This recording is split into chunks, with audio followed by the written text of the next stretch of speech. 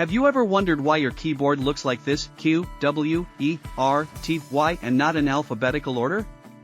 Or why we still drive on the right side of the road? These aren't random accidents. They're locked-in choices made long ago. And that's exactly what path dependence is about. Path dependence is the idea that the choices available to us today and the outcomes we get are shaped by decisions made in the past, even when those past decisions no longer make sense. Think of it like a fork in the road. Early on, you choose a direction. At first, the other path is still accessible. But the further you travel, the harder it becomes to turn back. Eventually, your original choice defines your entire journey, even if a better road existed. The QWERTY keyboard was designed in the 1870s for mechanical typewriters to prevent jams by separating commonly used keys. Typewriters are gone. Jamming is no longer a problem. But we still type on QWERTY. Why? Because everyone learned it. Every school taught it. Every office used it. Switching would cost more than it's worth. Here's an even older example. The standard railroad gauge, the distance between tracks, is 4 feet, 8.5 inches. That oddly specific number traces back to the width of Roman chariot wheels, which shaped the ruts in roads, which shaped early wagon wheels, which shaped the first railways. One ancient measurement echoes across 2,000 years of infrastructure. Or look at VHS versus Betamax in the 1980s.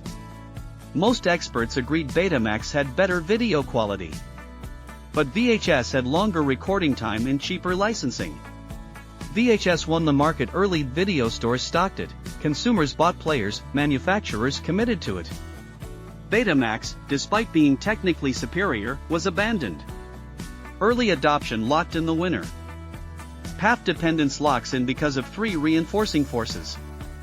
First, increasing returns. The more a technology is used, the better and cheaper it gets. Second, network effects. A standard becomes more valuable when more people use it. Third, switching costs. The effort, money, and retraining required to change makes it easier to stay put. Path dependence isn't just history, it shapes business every day. Companies are locked into software ecosystems because their entire workforce knows one platform. Supply chains are built around legacy suppliers that became too integrated to replace.